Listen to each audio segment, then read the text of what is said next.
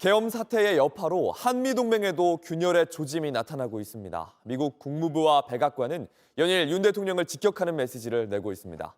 미국 국방장관의 방한 일정이 전격 취소되고 안보 일정도 차질을 빚고 있습니다. 워싱턴 정강현 특파원입니다. 미국 국무부에서 연일 윤 대통령을 향한 작심 비판이 이어지고 있습니다. 현지 시간 5일 국무부 부대변인은 계엄과 관련해 한국 정부가 답해야 할 많은 질문이 있다며 불쾌감을 감추지 않았습니다. There's a number of questions that both we and the international community have, and those questions certainly need to be answered. And the issuance of martial law and the implications that such a measure would have had for individual rights and liberties certainly is a matter to be taken incredibly seriously. 전날 커트 캠벨 국무부 부장관이 강한 어조로 윤 대통령을 비판한 것과 같은 맥락입니다. Deeply unpredictable and unlikely. And I think President Yoon badly misjudged. 백악관 주변에선 사전에 계엄과 관련한 상황 공유가 전혀 안 된 점을 거론하면서 동맹 관계를 등한시한 거란 불만도 나오고 있습니다. 실제 이번 계엄 사태의 여파로 한미 간 외교 안보 일정에 실질적인 차질이 빚어지고 있습니다. 당장 연내 한국 방문을 조율하던 오스틴 미국 국방장관은 일정을 전격 취소한 것으로 전해집니다.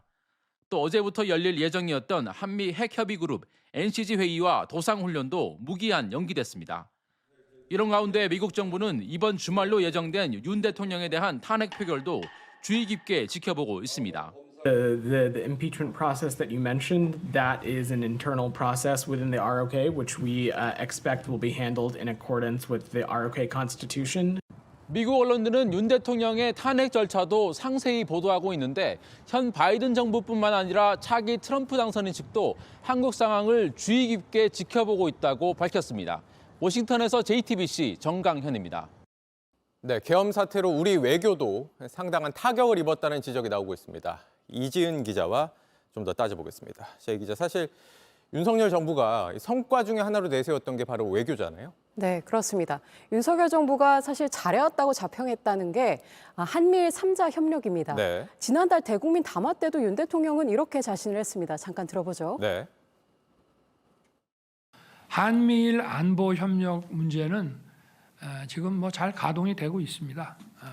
트럼프 대통령은 이제 기업 위주로 해서 먼저 시동을 걸었고 바이든 대통령 때는 우리의 한일 관계 이 정상화에 또 발맞춰서 작년에 캠프 데이비드를 이끌어냈고 그래서 그런 기조가 저는 유지될 거라고 생각을 합니다.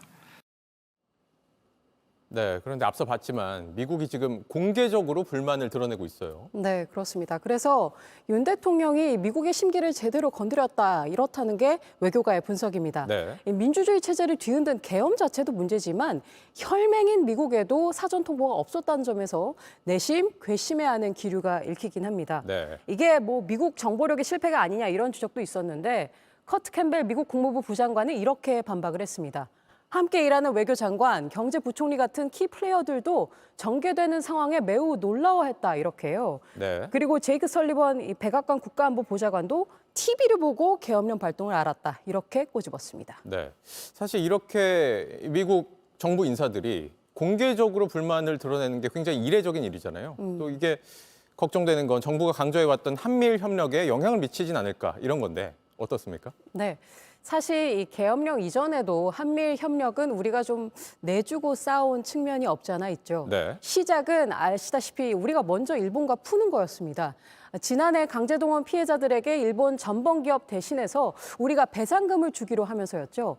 그때 이 한일 갈등을 봉합하려는 한국의 노력을 미국도 높이 샀다는 게 이 당시 제가 들은 이 외교 당국의 설명이었어요. 네. 이후 이 한미 양자는 물론이고 한미일 3자 공조까지 뒤따랐습니다.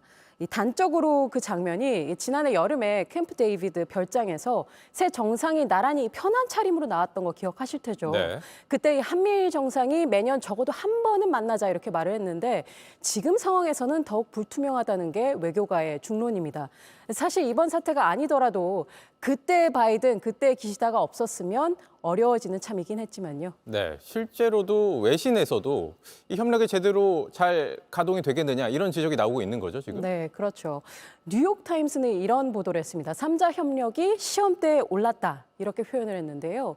윤 대통령이 가져온 이 국내 혼란이 한미일 3자 협력을 위태롭게 할 수 있다 이런 지적인데요. 네. 좀 흥미로운 거는 외신들이 윤 대통령이 지난해 이 미국에 가서 환심을 샀던 점을 들면서 굉장히 지금 상황이 극적이라고 한다는 것입니다. 바로 이 미국 국빈 방문 때 썼던 바로 이 장면인데요. 잠깐 보시죠. 네. A long, long time ago, I can still remember how that music used to make me smile.